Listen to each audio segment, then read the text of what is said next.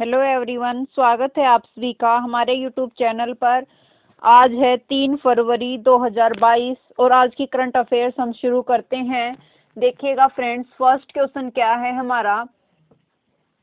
First है कि जो रक्षा मंत्रालय है उसने सेहत योजना के तहत दवाओं की होम डिलीवरी स्टार्ट की है। जो सेहत योजना है, सेहत, ये पहल है, ये किसके द्वारा स्टार्ट की गई है? तो सेहत पहल रक्षा मंत्रालय के द्वारा स्टार्ट की गई है। ठीक है। और जो हमारे वर्तमान में रक्षा मंत्री हैं वो कौन है? तो राजनाथ सिंह वर्तमान में हमारे रक्षा मंत्री हैं। ठीक है। अब ये जो सेहत है इसकी फुल फॉर्म देखिएगा।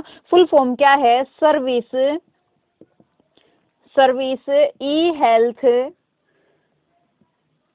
असिस्टेंस and telecommunication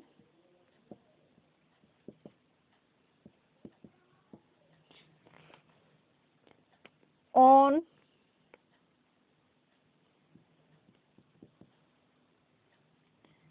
ठीक है। ये जो है service E health assistance and telecommunication, इसकी फुल फॉर्म है सेहत की। और ये सेहत पहल किसके द्वारा स्टार्ट की गई है? रक्षा मंत्रालय के द्वारा स्टार्ट की गई है। और फिलहाल हमारे जो रक्षा मंत्री हैं वो कौन है? तो राजनाथ सिंह, हमारे राजनाथ सिंह हाल ही में रक्षा मंत्री हैं। ठीक है। उसके बाद देखिएगा कि ये जो सेहत पहल है ये क्यों स्टार्ट की गई है। तो जो सैन्यकर्मी हैं उनके लिए और उनके परिवार हैं, जो सैन्यकर्मियों का जो परिवार है उनको ऑनलाइन कंसल्टेशन देने के लिए, मतलब वे घर बैठे बैठे फोन करेंगे डॉक्टर के पास और वहीं से डॉक्टर फोन पर उनको बताएगा कि कैसे क्या करना चाहिए, और जो उनकी दवा होगी वो उनकी होम डिलीवरी होगी। तो सेहत जो पहल है इसके तहत जो दवा होगी उसकी होम डिलीवरी दी जाएगी, और दवा की होम डिलीवरी दी जाएगी। और टेली कम्युनिकेशन के तहत और इसका ऑनलाइन कंसल्टेशन होगा इसमें सेहत पहल के द्वारा। और ये किसके द्वारा? रक्षा मंत्रालय के द्वारा स्टार्ट की गई है। अब बात आती है मिनिस्ट्री की, बात आती है तो देखते हैं जो गृह मंत्री हैं हमारे वो कौन है। गृह मंत्री कौन है? तो अमित शाह हमारे गृह मंत्री हैं। और उसके बाद देखिएगा कि जो शिक्षा मंत्री हैं वो कौन है? धर्मेंद्र प्रधान हमारी शिक्षा मंत्री हैं। और वित्त मंत्री निर्मला सीतारमण है। और रेल मंत्री कौन है? तो अश्वनी वैष्णव हमारे रेल मंत्री हैं। ठीक है। उसके बाद नेक्स्ट देखिएगा क्या है कि जो मेडिसिन फ्रॉम स्काई है, ये प्रोजेक्ट मेडिसिन फ्रॉम स्काई, ये पहल किसके द्वारा स्टार्ट की गई थी? तो तेलंगाना गवर्नमेंट के द्वारा ये पहल स्टार्ट की गई थी, मेडिसिन फ्रॉम स्काई। और जो अमराबाद टाइगर रिजर्व है ये कहाँ पर है? तो अमराबाद टाइगर रिजर्व भी कहाँ है? तेलंगाना के अंदर है अमराबाद टाइगर रिजर्व। और जो ये अभी हाल ही में ये दवा के लिए ये स्टार्ट किया गया है सेहत पहल। तो देखिएगा जो भारत की सबसे बड़ी पहल है आयुष्मान भारत योजना। आयुष्मान भारत योजना स्वास्थ्य की सबसे बड़ी पहल है ये आयुष्मान स्वास्थ्य योजना, आयुष्मान भारत योजना। तो ये आयुष्मान भारत योजना है, इसका शुभारंभ कहाँ से किया गया था? इसका उद्घाटन किया गया था रांची झारखंड से, इसको शुरू किया गया था। ठीक है। रांची झारखंड से इसको स्टार्ट किया गया था। और कब किया गया था? तो 23 सितंबर 2018 से इसको स्टार्ट किया गया था। 23 सितंबर 2018 से रांची झारखंड से इसका उद्घाटन किया गया था आयुष्मान भारत योजना का। ठीक है। और इसके तहत क्या होता है कि इसके तहत 5 लाख बीमा दिया जाता है, 5 लाख स्वास्थ्य का बीमा दिया जाता है प्रत्येक परिवार को, जो कि बीपीएल रेखा में आते हैं। प्रत्येक परिवार को ये 5 लाख का बीमा दिया जाता है स्वास्थ्य के क्षेत्र में। ठीक है। उसके बाद है एक प्रधानमंत्री आत्मनिर्भर स्वस्थ भारत योजना। जो प्रधानमंत्री आत्मनिर्भर स्वस्थ भारत योजना है ये कहाँ से स्टार्ट की गई थी? तो वाराणसी से स्टार्ट की गई थी प्रधानमंत्री पीएम आत्मनिर्भर भारत योजना। उसके बाद नेक्स्ट देखिएगा, नेक्स्ट है कि जो क्लाइमेट एक्शन प्लान है ये प्राप्त करने वाला दूसरा शहर कौन सा बन गया है? क्लाइमेट एक्शन प्राप्त करने वाला, क्लाइमेट एक्शन है ये प्राप्त करने वाला पहला जो शहर है, प्राप्तकर्ता पहला शहर ये कौन था? तो फर्स्ट शहर था इसके अंदर मुंबई, इसके अंदर फर्स्ट क्लाइमेट एक्शन प्राप्त करता फर्स्ट जो शहर था ये था मुंबई। और उसके बाद अब कौन सा शहर है जो बन गया है, तो जो नासिक है महाराष्ट्र के अंदर, नासिक कहाँ है, महाराष्ट्र में है, और ये अब सेकंड शहर बन गया है। क्लाइमेट एक्शन प्लान जो है वो प्राप्त करने वाला सेकंड शहर है नासिक, ठीक है। और ये कहाँ है, नासिक महाराष्ट्र के अंदर है। उसके बाद नेक्स्ट देखिएगा कि जो भारत और रूस के बीच में न्यू दिल्ली में जो यूनाइटेड नेशन सिक्योरिटी काउंसिल है यूएनएससी के मुद्दे पर विचार विमर्श किया गया है। यूएनएससी के मुद्दे पर विचार विमर्श किया गया है, विचार विमर्श किया गया है। और ये कहाँ पर किया गया है, तो न्यू दिल्ली में ये बैठक हुई है। और किस किस के बीच हुई है, तो भारत और रूस के बीच इसकी बैठक हुई है, ये बैठक हुई है और इसमें न्यू दिल्ली में हुई है। और इस पर किसने बात पर चर्चा की गई है, तो यूनाइटेड नेशन सिक्योरिटी काउंसिल है उसके एक मुद्दे पर इसमें चर्चा की गई है, ठीक है। उसके बाद नेक्स्ट देखिएगा कि जो एपी सेवा पोर्टल है, एपी सेवा पोर्टल 2.0 ये किसके द्वारा जारी किया गया है, किसके द्वारा लॉन्च किया गया है, तो एपी सेवा पोर्टल 2.0 ये आंध्र प्रदेश के द्वारा जारी किया गया है, आंध्र प्रदेश सरकार के द्वारा लॉन्च किया गया है। अब बात आती है आंध्र प्रदेश की, तो आंध्र प्रदेश के सीएम कौन है, तो जगनमोहन रेड्डी आंध्र प्रदेश के सीएम हैं। और यहाँ के गवर्नर कौन है, तो विश्वभूषण हरिचंद्रन जी यहाँ के गवर्नर हैं। और कलिंग रत्न अवार्ड जो किसे मिला था, तो विश्वभूषण हरिचंद्रन जी को जो आंध्र प्रदेश के गवर्नर है उनको क्या मिला था, कलिंग रत्न अवार्ड दिया गया था। उसके बाद देखिएगा कि जो पतंजलि कंपनी है, पतंजलि है योग बाबा रामदेव की जो कंपनी है उसके साथ किसने समझौता किया है, तो पीएनबी बैंक ने पतंजलि के साथ समझौता की करके क्या को ब्रांडेड क्रेडिट कार्ड इन्होंने लॉन्च किया है, को ब्रांडेड क्रेडिट कार्ड इन्होंने लॉन्च किया है। पतंजलि कंपनी के साथ मिलकर पीएनबी पंजाब नेशनल बैंक ने को ब्रांडेड क्रेडिट कार्ड लॉन्च किया है। उसके बाद बात आती है कि पीएनबी की स्थापना कब होती है, तो 1894 के अंदर पीएनबी की स्थापना होती है। और इसका हेडक्वार्टर कहाँ पर है, तो न्यू दिल्ली के अंदर इसका हेडक्वार्टर है, ठीक है। उसके बाद नेक्स्ट देखिएगा, नेक्स्ट क्वेश्चन कौन सा है कि जो पुर्तगाल है उसके पूरे पीएम किसे नियुक्त किया गया है, पुर्तगाल है, पुर्तगाल की कैपिटल क्या है, लिस्बन पुर्तगाल की कैपिटल है। और इसके दोबारा से पीएम जो है पुनः पीएम किसको नियुक्त किया गया है, तो ये नियुक्त किया गया है HE. Antonio Costa, HE. Antonio Costa, HE. Antonio Costa को पुर्तगाल के पुणे पीएम नियुक्त किया गया है। और कल की वीडियो में एक मिस्टेक हो गई थी, वो वहाँ की होंडुरास की प्रेसिडेंट थी वो, और मैंने बोल दिया था कि वो वहाँ की पीएम है, वो बाय मिस्टेक हो गया था। वो अभी हाल ही में वहाँ की प्रेसिडेंट कास्त्रो जी जो हैं वो प्रेसिडेंट नियुक्त की गई हैं, कहाँ की, तो होंडुरास की प्रेसिडेंट नियुक्त की गई हैं, ठीक है। नेक्स्ट देखिएगा कि जो रक्षा खुफिया एजेंसी है उसका नया प्रमुख किसे नियुक्त किया गया है, रक्षा प्रमुख, ये देखिएगा रक्षा खुफिया एजेंसी,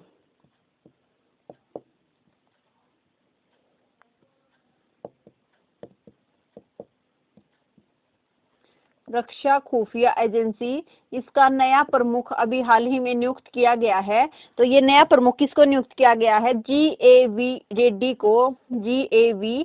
रेड्डी को क्या किया गया है, ये रक्षा खुफिया एजेंसी का पर नया प्रमुख नियुक्त किया गया है। और ये जो रक्षा मतलब एक तरह का जो सलाहकार होता है रक्षा मंत्रालय का, रक्षा मंत्री राजनाथ सिंह है उनका जो सलाहकार वो किसको नियुक्त किया गया है, तो जी.ए.वी. रेड्डी को ये नियुक्त किया गया है। और जो ये रक्षा खुफिया एजेंसी है इसका गठन कब किया गया था, तो सन 2002 के अंदर इसका रक्षा खुफिया एजेंसी का गठन किया गया था, ठीक है। और अभी हाल ही में इसके नए प्रमुख किसे बना दिया गया है, जी.ए.वी. रेड्डी को इसके नए प्रमुख बना दिया गया है, ठीक है। उसके बाद देखिएगा कि जो संयुक्त अरब अमीरात है उसमें 2023 में व्यावसायिक जो लाभ है उस पर संघीय कॉर्पोरेट टैक्स लागू हो जाएगा, ठीक है। उसके बाद नेक्स्ट देखिएगा कि बम चक्रवात कहाँ से रिलेटेड है, कौन सा चक्रवात है? बम चक्रवात। ये जो बम चक्रवात है ये एक कैसा चक्रवात है? ये एक बर्फीला चक्रवात है। और ये कहाँ पर आया है?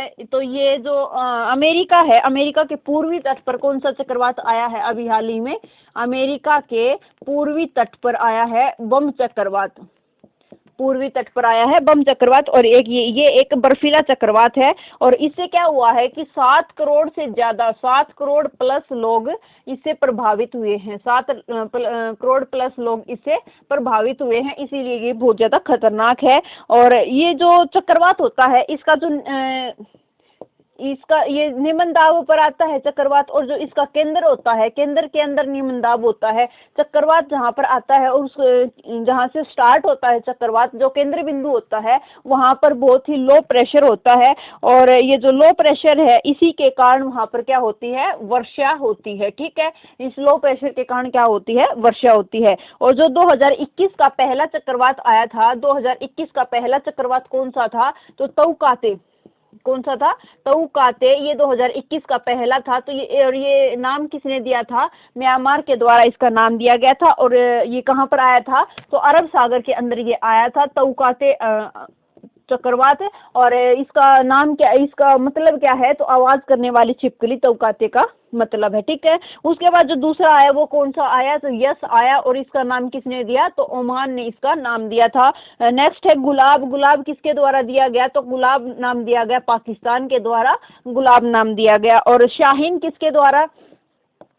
शाहीन किसके द्वारा? तो कतर के द्वारा नाम दिया गया शाहीन। और जो जवाद है इसका नाम किसने रखा था? तो सऊदी अरब के द्वारा ये नाम रखा गया था, जवाद। ठीक है, ये आप याद रखिएगा। तौकाते म्यांमार, यस ओमान, गुलाब पाकिस्तान, शाहीन कतर, जवाद और सऊदी अरब। ये हाल ही में 2021 में ये चक्रवात आए थे, इनको आप याद रखिएगा। और हाल ही में जो बम चक्रवात है ये एक बर्फीला चक्रवात है। और अमेरिका के पूर्वी तट पर ये 7 करोड़ प्लस लोग इससे प्रभावित हुए हैं। और जो चक्रवात होता है उसका जो केंद्र होता है वहां पर निम्न दाब होता है, मतलब लो प्रेशर होता है। और इसी के लो प्रेशर होने के कारण ही वहां पर क्या होती है? वर्षा होती है। ठीक है, उसके बाद नेक्स्ट देखिएगा, नेक्स्ट क्वेश्चन कौन सा है कि जो होयसल मंदिर है, होयसल मंदिर है, होयसल, ये कहाँ पर है? ये होयसल मंदिर है हेलाबीड कर्नाटक के अंदर, हेलाबीड कर्नाटक के अंदर है होयसल मंदिर। और इसको क्या किया गया है? इसको यूनेस्को की साइट में ऐड करने की जो है वो मांग, ये हाल ही में चर्चा में है ये होयसल मंदिर। और अब बात आती है कि जो ये होयसल मंदिर है तो इसका ये कौन सी शैली का बना हुआ है? तो बेसर शैली से बना हुआ है होयसल मंदिर। ये बेसर शैली का एक उदाहरण है। तो जो मंदिर निर्माण की जो शैली होती है वो कितनी होती हैं? तो मंदिर निर्माण की जो शैली होती है ये 3 प्रकार की होती हैं। 3 प्रकार की कौन कौन सी? तो जो नागर शैली होती है, ये उत्तर भारत में जो मंदिर हैं वो सारे नागर शैली में। उसके बाद आती है बेसर शैली, बेसर शैली। और उसके बाद आती है द्रविड़ शैली। तो जो द्रविड़ शैली है ये होती है, जो दक्षिण भारत में जो मंदिर हैं वो किसके बने होते हैं? द्रविड़ शैली में बने होते हैं। और जो नागर शैली है ये उत्तर भारत में पाई जाती है। उत्तर भारत में जो मंदिर बने हुए हैं उनमें नागर शैली पाई जाती है। और जो उत्तर और दक्षिण के बीच का जो क्षेत्र रह गया, मतलब मध्य भारत में कौन सी शैली पाई जाती है? तो बेसर शैली पाई जाती है। और जो होयसल मंदिर है ये किसका एग्जाम्पल है? तो होयसल मंदिर बेसर शैली का एग्जाम्पल है। ठीक है, उसके बाद जो द्रविड़ शैली है इसका एग्जाम्पल कौन कौन से मंदिर हैं? तो जो मीनाक्षी मंदिर है, मीनाक्षी मंदिर है मदुरई तमिलनाडु के अंदर मीनाक्षी मंदिर है। और एक वृद्धेश्वर मंदिर है, वृद्धेश्वर मंदिर है। ये दोनों मंदिर किसके एग्जाम्पल हैं? द्रविड़ शैली के एग्जाम्पल हैं। ठीक है, और ये जो वृद्धेश्वर मंदिर है ये कहाँ पर है? तमिलनाडु के अंदर। मीनाक्षी मंदिर भी तमिलनाडु में है। और जो वृद्धेश्वर मंदिर है ये किसके द्वारा बनवाया गया? तो चोल शासकों के द्वारा इसका निर्माण करवाया गया था। ठीक है, उसके बाद देखते हैं नागर शैली। नागर शैली में कौन कौन से मंदिर आते हैं? तो इसमें आते हैं खजुराहो का मंदिर, खजुराहो के जो टेम्पल हैं। और उसके बाद कोणार्क सूर्य मंदिर जो कहाँ पर है? उड़ीसा के अंदर है। और इसमें और कौन सा आता है? तो जैन मंदिर है, जो जैन मंदिर कौन सा है? दिलवाड़ा के जैन मंदिर। दिलवाड़ा के जो जैन मंदिर हैं वे किस में आते हैं, नागर शैली में बने हुए हैं। और जो खजुराहो है, ये खजुराहो के जो मंदिर हैं मध्य प्रदेश के अंदर, ये अगर इसमें नागर शैली में भी पूछे कि कौन सी शैली में बने हुए हैं, तो ये नागर शैली में ही पंचायतन शैली के अंदर बने हुए हैं, पंचायतन शैली में बने हुए हैं। और ये खजुराहो के मंदिर, ठीक है। और जो कोणार्क का सूर्य मंदिर है, ये 100% सौर ऊर्जा से संचालित मंदिर कौन सा है, कोणार्क का सूर्य मंदिर। और इसको ब्लैक पैगोडा भी कहा जाता है। और गंग वंश के शासक नरसिंह देव के द्वारा इसका निर्माण किया गया था, ठीक है।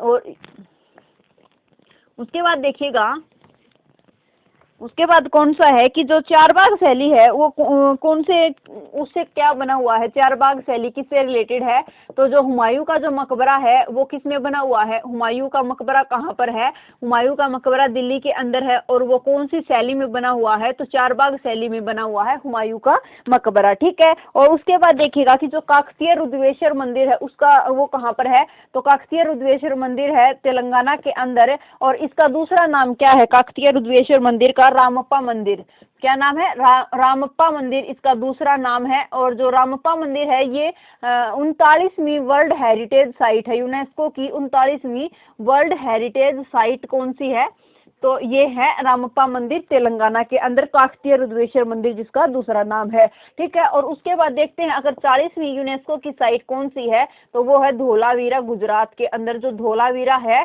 गुजरात, ये कौन सी साइट है, तो 40वीं यूनेस्को की वर्ल्ड हेरिटेज साइट है। और अगर भारत में देखें कि अमूर्त धरोहर कितनी है, अमूर्त जो सांस्कृतिक धरोहर है वो टोटल कितनी है, तो टोटल 14 है। और जो नवीनतम है वो कौन सी है, तो दुर्गा पूजा जो कहाँ की है, वेस्ट बंगाल की है, ये हाल ही में ऐड की गई है, ठीक है। और कामाख्या माता मंदिर कहाँ पर स्थित है, तो कामाख्या माता मंदिर असम में स्थित है। और जहाँ पर कौन सा मेला लगता है, अंबुबाची का मेला लगता है, कामाख्या देवी मंदिर में अंबुबाची का मेला लगता है, ठीक है। उसके बाद नेक्स्ट क्वेश्चन देखिएगा, नेक्स्ट क्वेश्चन क्या है कि जो डिजिटल रूपी है इसको लॉन्च किया गया है, जो बजट आया है उसमें डिजिटल रूपी को लॉन्च किया गया है, डिजिटल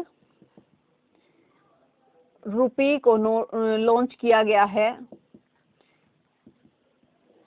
उसमें क्या है कि जो 2022-23 में जो डिजिटल रूपी है इसको लॉन्च किया, इसको तैयार किया जाएगा। और ये कौन सी टेक्नोलॉजी पर बेस होगा, तो ये जो डिजिटल रूपी है ये ब्लॉकचेन टेक्नोलॉजी पर, ब्लॉकचेन टेक्नोलॉजी जो है उस पर बेस्ड होगा, ब्लॉकचेन टेक्नोलॉजी पर। और जो ब्लॉकचेन टेक्नोलॉजी है इसी पर कौन बेस्ड है, तो जो क्रिप्टो करेंसी है बिटकॉइन है, ये भी ब्लॉकचेन टेक्नोलॉजी पर बेस्ड है। और जो क्रिप्टो करेंसी है इस पर कितने % का टैक्स लगाया जाएगा, तो जो क्रिप्टो करेंसी है, क्रिप्टो करेंसी कौन सी है, तो बिटकॉइन है, बिटकॉइन जैसे कि एग्जांपल है इसका, मतलब डिजिटल या फिर जो वर्चुअल करेंसी जो है उस पर कितना टैक्स लगाया जाएगा, 30% का टैक्स इन पर लगाया जाएगा। और 1 अप्रैल से ये लागू हो जाएगा। जो ये 30% टैक्स लगाया जाएगा ये कब से लागू हो जाएगा, 1 अप्रैल से लागू हो जाएगा। और जो ये बिटकॉइन है इसकी खोज किसने की थी, तो इसके आविष्कारकर्ता कौन है, सातोशी नाकामोटा इसके आविष्कारक हैं, सातोशी नाकामोटा। और इन्होंने कब इसकी खोज की थी, तो 2009 के अंदर बिटकॉइन की खोज की गई थी। और बिटकॉइन जो है ये लीगल करेंसी कौन से देश ने घोषित की है, तो बिटकॉइन को लीगल करेंसी घोषित किया करने वाला पहला देश कौन सा बन गया है, अल सल्वाडोर। अल सल्वाडोर इसका पहला देश बन गया है जिसने कि बिटकॉइन को लीगल करेंसी घोषित कर दिया है, ठीक है। उसके बाद देखते हैं कि जो IMF है, इंटरनेशनल मॉनेटरी फंड है, इसकी कौन सी है, तो SDR इसकी जो करेंसी है वो SDR है, स्पेशल ड्राइंग राइट्स इसकी मुद्रा है। और इसमें कितनी करेंसी आती है, 5 करेंसी आती हैं, डॉलर, पाउंड, येन, यूरो, युआन या रेनमिनबी, ठीक है। इसके अंदर 5 आती है, रुपी इसके अंदर नहीं आती है। उसके बाद जो ईरान की न्यू मुद्रा है वो उसका क्या नाम है, तो ईरान की न्यू मुद्रा का नाम है तोमान।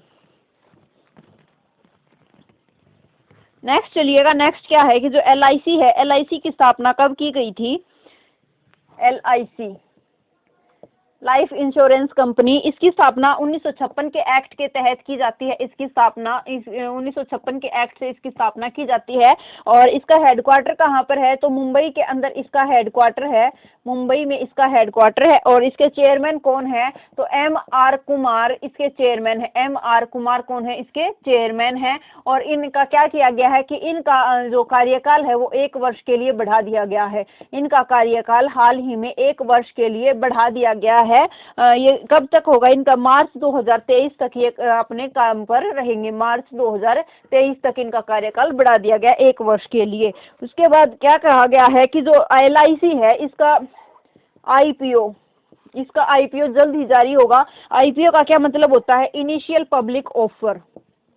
इनिशियल पब्लिक ऑफर इसकी फुल फॉर्म है, इनिशियल पब्लिक ऑफर। और जो IPO है ये होता क्या है कि जो भी कोई कंपनी होती है उसका जो शेयर है वो पहली बार मार्केट में जब जनता के सामने जब उतारा जाता है, किसी भी कंपनी का जो पहला शेयर होता है वो मार्केट में जब उतारा जाता है तो उसे हम क्या कहते हैं, IPO। तो LIC का IPO अभी जारी किया जाएगा, ये भी बजट के अंदर कही गई है बात, ठीक है। उसमें देखिएगा कि जो ये इसके LIC के जो चेयरमैन है उनका कार्यकाल बढ़ाया गया है 1 वर्ष के लिए। और इसके चेयरमैन कौन है, तो M.R. कुमार इसके चेयरमैन है। देखते हैं जो ONGC है इसकी पहली महिला अध्यक्ष को नियुक्त की गई थी, तो अलका मित्तल इसकी पहली महिला अध्यक्ष नियुक्त की गई है। और जो SBI है, स्टेट बैंक ऑफ इंडिया, इसका नाम SBI imperial bank of India से इसका नाम SBI कब पड़ता है, तो 1955 के अंदर इसका नाम पड़ता है। और इसके जो हेड है वो कौन है, तो दिनेश कुमार खारा जी इसके हेड हैं वर्तमान में SBI के। और जो सेबी बैंक है, security exchange board of India, इसके जो हेड है वो कौन है, तो अजय त्यागी इसके वर्तमान में हेड हैं security exchange board of India के। और इसकी स्थापना कब होती है, तो 1988 के अंदर इसकी स्थापना होती है। 1988 में इसकी स्थापना होती है। और इसका जो एक्ट आता है, ये एक्ट कब आता है, तो 1992 में इसका एक्ट आया था।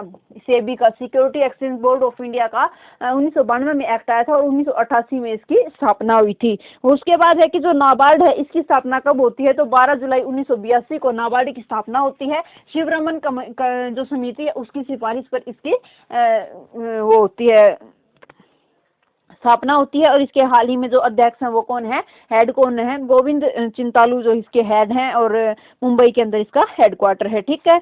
उसके बाद नेक्स्ट देखिएगा कि जो भारत का पहला जियो पार्क है, भारत का पहला जियो पार्क, ये भारत का पहला जियो पार्क कहाँ पर स्थापित किया गया है, तो भारत का पहला जियो पार्क स्थापित किया गया है MP के अंदर, मध्य प्रदेश के अंदर भारत का पहला जियो पार्क स्थापित किया गया है। और MP में भी कहाँ पर, जबलपुर में ये स्थापित किया गया है। जबलपुर में कौन सी नदी के किनारे, तो नर्मदा नदी के किनारे ये स्थापित किया गया है, नर्मदा नदी के तट पर। और गांव अगर पूछते हैं तो लम्हेटा गांव में, ये लम्हेटा गांव है, नर्मदा नदी के तट पर है, MP जबलपुर में स्थित ये पहला जियो पार्क स्थापित किया गया है। और इसमें क्या किया गया है कि जो डायनासोर जैसी प्रजाति हैं वो लुप्त हो गए हैं, तो उनके अवशेष मिले हैं यहाँ पर, तो यहाँ पर एक इनके संरक्षण के लिए जियो पार्क स्थापित कर दिया गया है, ठीक है। जियो हेरिटेज जो है उनके संरक्षण के लिए ये किया जाएगा। नेक्स्ट देखते हैं कि जो गुजरात है, गुजरात में कौन सा नेशनल पार्क है, तो गिर नेशनल पार्क गुजरात के अंदर है। और ये किसके लिए फेमस है, तो एशियाटिक लायन जो है उनके लिए फेमस कौन है, एशियाटिक लायन के लिए गुजरात का गिर नेशनल पार्क एशियाटिक लायन के लिए फेमस है। काजीरंगा नेशनल पार्क कहाँ पर है, तो काजीरंगा नेशनल पार्क असम के अंदर है। और ये किसके लिए फेमस है, तो जो एक सींग वाला गेंडा है उसके लिए फेमस कौन सा नेशनल पार्क है, एक सींग वाला गेंडा, इसके लिए कौन सा है, तो काजीरंगा नेशनल पार्क जो कि असम में स्थित है, ये एक सींग वाले गेंडे के लिए फेमस है। जो हेमिस नेशनल पार्क है ये कहाँ पर है, तो हेमिस नेशनल पार्क लद्दाख के अंदर है। और ये सबसे बड़ा नेशनल पार्क है हेमिस नेशनल पार्क। और सबसे छोटा नेशनल पार्क कौन सा है, तो साउथ बटन नेशनल पार्क कहाँ पर है, अंडमान एंड निकोबार के अंदर है, ये सबसे छोटा नेशनल पार्क है, ठीक है। इतनी बात आप याद रखिएगा। जो MP है इसको हम क्या कहते हैं, टाइगर स्टेट कहते हैं। और यहाँ पर जो कॉलर वाली या फिर सुपर मॉम जो थी उनका यहाँ पर पाई गई थी और इनका निधन हो गया था, ठीक है। और उसी के कारण MP को क्या कहा जाता है, टाइगर स्टेट कहा जाता है। और सबसे ज्यादा वन सर्वेक्षण के अंदर सबसे ज्यादा जो वृद्धि हुई है वनों में वो किस में हुई है, तो MP के अंदर हुई है। और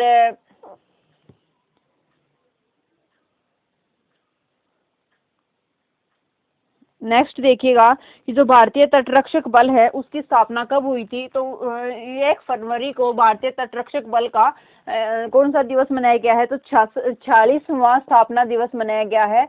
46वां स्थापना दिवस कब मनाया गया है? तो 1 फरवरी को इसका 2022 को इसका 46वां स्थापना दिवस मनाया गया है। किसका? तो भारतीय तटरक्षक बल का। ठीक है, ये मनाया गया है। और जो भारतीय तटरक्षक बल है इसकी स्थापना कब होती है? तो 1 फरवरी 1977 को इसकी स्थापना होती है। और वर्तमान में इसके हेड कौन है? तो वी.एस. पठानिया वर्तमान में इसके महानिदेशक नियुक्त हुए थे। 24वें महानिदेशक नियुक्त हुए थे भारतीय तटरक्षक बल के, वी.एस. पठानिया। और इसकी स्थापना कब होती है? 1 फरवरी 1977 को इसकी स्थापना होती है। हेडक्वार्टर कहाँ पर है इसका? है तो हेडक्वार्टर न्यू दिल्ली के अंदर इसका हेडक्वार्टर है। और उसके बाद देखते हैं कि जो DRDO है 1 जनवरी को किसका स्थापना दिवस मनाया गया था? तो 1 जनवरी 2022 को जो DRDO है इसका कौन सा 64वां स्थापना दिवस मनाया गया था, DRDO defence research development organisation का। ठीक है, उसके बाद देखिएगा कि जो 2 फरवरी है, 2 फरवरी को कौन सा दिवस मनाया गया है? तो विश्व आर्द्र भूमि दिवस कब मनाया गया है? विश्व आर्द्र भूमि दिवस कब मनाया गया है? तो ये मनाया गया है 2 फरवरी को, क्योंकि 2 फरवरी 1971 को क्या होता है? रामसर एक जगह है ईरान के अंदर, और ये रामसर समझौता होता है 2 फरवरी 1971 को रामसर समझौता होता है। और ये किस लिए होता है? तो जो वेटलैंड साइट हैं, आर्द्र भूमि जो जगह हैं, उनके संरक्षण के लिए ये एक समझौता होता है। और इसका नाम रामसर समझौता रखा जाता है। रामसर एक जगह है ईरान में। और हाल ही में वर्तमान में जो भारत में रामसर साइट कितनी है? तो 47 भारत में रामसर साइट है। भारत में तो अब कितनी रामसर साइट है? 47 है। और 2 फरवरी को इसीलिए कौन सा मनाया जाता है? तो विश्व आर्द्र भूमि दिवस हाल ही में 2 फरवरी को मनाया गया है। ठीक है, उसके बाद नेक्स्ट देखिएगा कि जो 47वीं जो लेटेस्ट जो है वो कौन सी आर्द्र भूमि है? तो ये साइट रामसर साइट कौन सी है? तो हैदरपुर जो वेटलैंड है ये यूपी के अंदर है। ये 47वीं रामसर साइट है। और जो सबसे पहली थी वो कौन सी थी? तो चिल्का लेक, जो चिल्का झील थी 1981 के अंदर सबसे पहली और सबसे बड़ी रामसर साइट कौन सी थी? तो चिल्का लेक थी। ठीक है, और जो अब सबसे बड़ी कौन सी हो गई है? तो सुंदरवन जो रिजर्व है ये अब सबसे बड़ी सुंदरवन रिजर्व फॉरेस्ट, ये कहाँ पर है? तो ये वेस्ट बंगाल के अंदर है और ये सबसे बड़ी हो गई है। ठीक है, इतनी बात आप याद रखिएगा। उसके बाद नेक्स्ट चलते हैं। नेक्स्ट क्वेश्चन क्या है कि जो चीन है उसने लिथुआनिया पर आयात प्रतिबंध लगा दिया है। चीन ने क्या कर दिया है? चीन ने लिथुआनिया पर आयात का प्रतिबंध लगा दिया है। इसको आप याद रखिएगा। उसके बाद नेक्स्ट देखते हैं कि जो भारत की स्टार्टअप राजधानी है, भारत की स्टार्टअप राजधानी कौन सी बनी है? तो भारत की जो स्टार्टअप राजधानी है वो पहले कौन थी? बेंगलुरु थी, जिसकी जगह अब किसने ले ली है? तो बेंगलुरु की जगह अब ले ली है दिल्ली ने, बेंगलुरु की जगह ले ली है। और भारत की स्टार्टअप राजधानी कौन सी बन गई है? बेंगलुरु की जगह दिल्ली बन गई है। ठीक है, उसके बाद एक नेक्स्ट क्वेश्चन है कि फेडरेटेड जो डिजिटल आइडेंटिटीज हैं, फेडरेटेड डिजिटल आइडेंटिटीज जो हैं ये क्या किए हैं? ये इनकी शुरुआत की गई है। इनकी शुरुआत किसके द्वारा की गई है? तो जो इलेक्ट्रॉनिक्स एंड आईटी मिनिस्ट्री है, जो इलेक्ट्रॉनिक्स और आईटी जो मिनिस्ट्री है उसके द्वारा ये स्टार्ट की गई है, फेडरेटेड डिजिटल आइडेंटिटीज।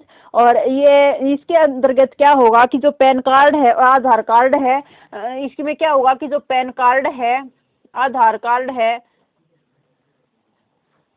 कार्ड है और जो पासबुक है उनको तीनों को लिंक किया जाएगा। इन तीनों को लिंक किया जाएगा एक साथ इस फेडरेटेड डिजिटल आइडेंटिटीज के साथ। और इसकी शुरुआत किसके द्वारा की गई है? तो इलेक्ट्रॉनिक्स एंड आईटी मिनिस्ट्री के द्वारा इसकी शुरुआत की गई है। ठीक है फ्रेंड्स, आज के लिए इतना ही। मिलते हैं नेक्स्ट वीडियो में। आपको वीडियो कैसी लगी लाइक शेयर और कमेंट करके जरूर बताइएगा।